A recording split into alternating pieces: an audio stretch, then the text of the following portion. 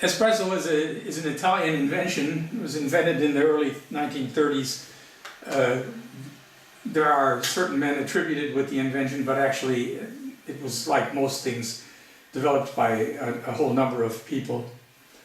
One of the men who probably did the most to make it, to turn it into a science, if you will, was named Illy.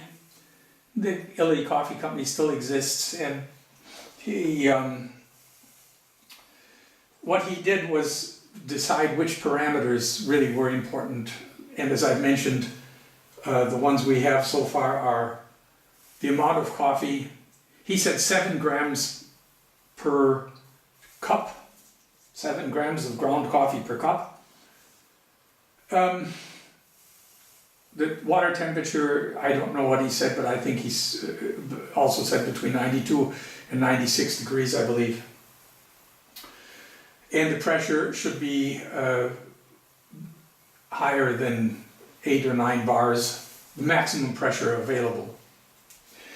As we'll see, the pressure doesn't depend on the pump itself. This pump is a so-called vibratory pump. It's capable of extremely high pressures. The pressure, however, is actually dependent upon the resistance, the mechanical or the hydraulic resistance of the coffee to the water in the portafilter or in the basket. The finer the grounds, the harder it is for the pump to push the water through, and the higher the pressure goes. This is the important, one of the most important parameters, how long it takes to get the water through the coffee. We try to aim for 25 to 30 seconds. I generally stick around 30 seconds. If the coffee rushes through in 10 seconds, then of course the grind is too coarse and I have to adjust the grind here. If it takes 45 seconds or longer, or if the machine can't even force the water through the coffee, then it's too fine and we have to again adjust the grinder so that the coffee takes 30 seconds to run into the cup. That is, we have to know how much coffee we're making, and that is the final parameter. We're talking about 1 ounce of water, 1 ounce of liquid, 1 ounce of coffee made for a single, and 2 ounces for a double. That is 30 milliliters for a single and 60 milliliters for a double. So if we're going to make a double here, we're going to put in 18 grams of coffee. We're going to run the machine until we have 60 milliliters of liquid, of coffee, and we're going to watch the time to make sure that it was between 25 and 30 seconds. So let's go. We first grind some coffee.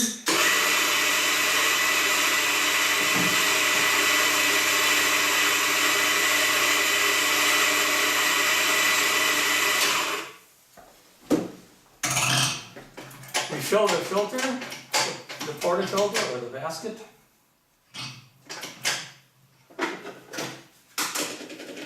We level it out. I use my hand.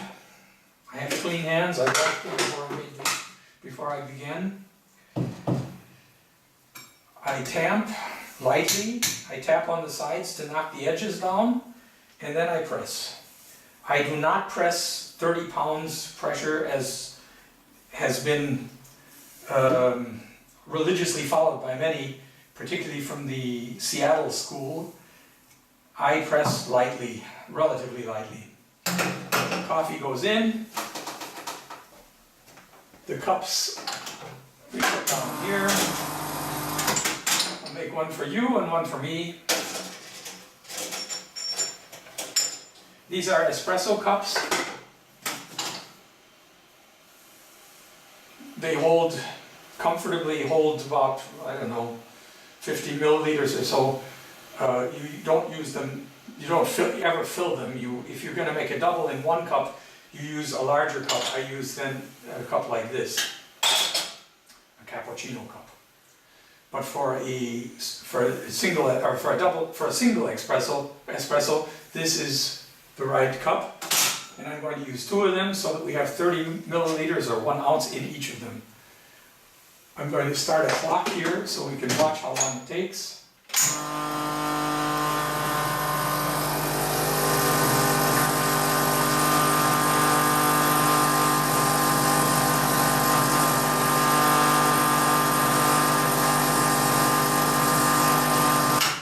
So we see that in 15 or 17 seconds we have way too much coffee actually. So the grind was not set right here. We're going to go back and set the grinder again. That is, I'm going to make the grind finer. I'm going to have to remove this coffee that's in here and then grind some fresh coffee, and we'll try it again.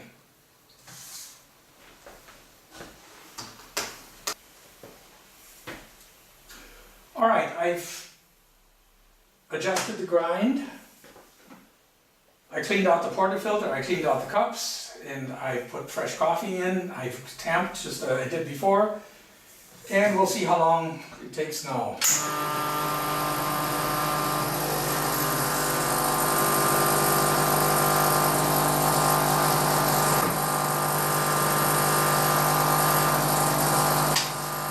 Okay, it's too fine. No coffee came through, that is, the machine is choked. So I have to go back and set an intermediate setting. This is necessary every time we use a new blend of coffee. There's no way to get around this. If it's going to be done right, this is the only way to do it. So I'll repeat this process and then we'll be back to try it again. Okay, I've repeated the procedure. I've cleaned out the grinder, I've readjusted it. I cleaned out the portafilter, I cleaned the cups, and we'll now try once again.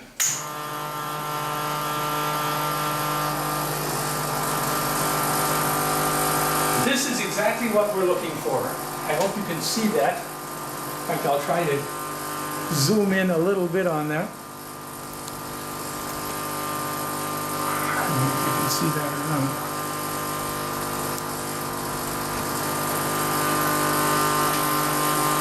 Fine streams, what we call mouse tails. So 30 seconds, perfect. The grinder will now stay that way. The coffee will be fine for the next, maybe until I've used all of this kilo of coffee up.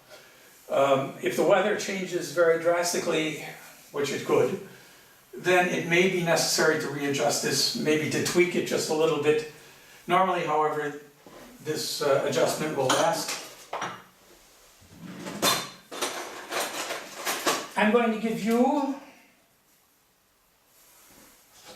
the cup from my favorite coffee in Rome, a cafe in Rome, the Trombetta, which is right at the main station. And I have a little Italy cup here with some fancy artwork on it. Normally I'd be probably using a little sugar. However, since I want to, I'm going to bring it back out here. Yeah. Okay. Since I want to really taste the coffee now and find out whether I like this blend that I've made. By the way, I didn't mention the blend, although I did mention the other day I have coffee from Papua New Guinea that's in here. This is a Brazilian, it's 50% Brazilian, 25% Peruvian, and 25% Papua New Guinea. So enjoy your coffee. I'm going to enjoy mine.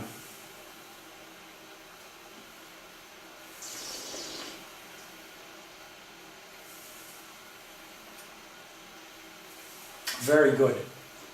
Very good, very smooth. Nice mouthfeel. There's a little of the spiciness of the Papua New Guinea coffee. And there's also a slight hint of blueberry fruitiness in any case, probably from the Peruvian coffee. The Brazil gives this very soft, gentle, very nice, full body that I enjoy. So there you are. Enjoy your coffee. Have a nice day.